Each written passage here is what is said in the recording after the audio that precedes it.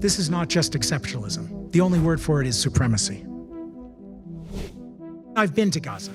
It was in 2009. It was 6 months after the devastating bombardment that they called Operation Cast Lead. It was confusing that they let us in because I was traveling with my partner, Naomi Klein, and also with us was our friend Cecily Saraski.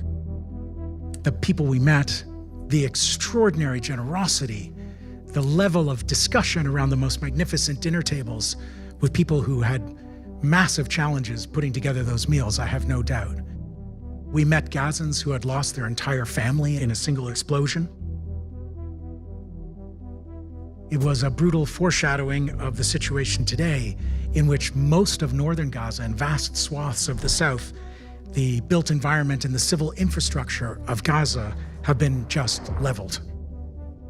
So between Israel and Gaza, there was a wide, scrubby no man's land with a chain link fenced in corridor.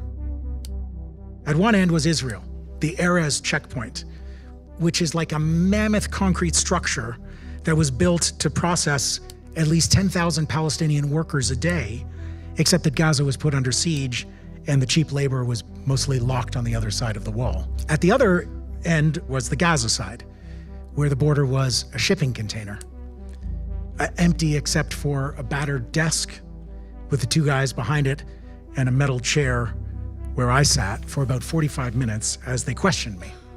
It was tense and it was scary.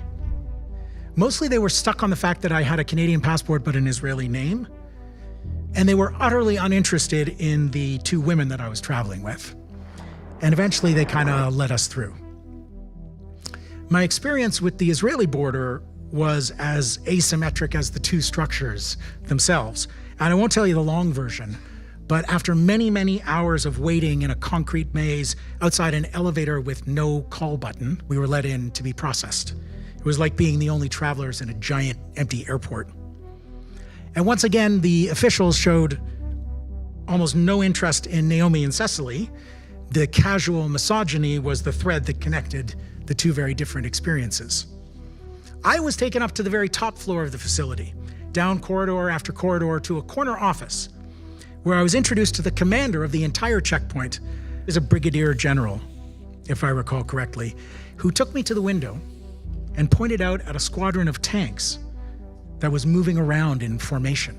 And he said, "We know you don't like us, you're against what we do, but do you have any idea how much danger you were in going in there?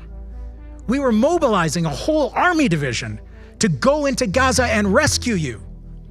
Yeah, even though you hate us, we would still save your life because you are a Jew. Because you are a Jew." And I've been processing those 4 words for about 14 years. It didn't help when he added, "And keep your woman under control. She's going to get herself in trouble one of these days." A whole worldview was transmitted in that short exchange. Patriarchy? Check. The victim become victimizer? Check. The power of those with the biggest guns to rank human life, who matters and who doesn't? Check. The message to me has become clearer and clearer over the years. He was telling me that my life had intrinsic value, that I was special, that I was worth a huge amount, that I would be protected, resources would be mobilized, lives would be risked because my life, my Jewish life, was so precious. Even as a dissident who denied my birthright, I was among the chosen.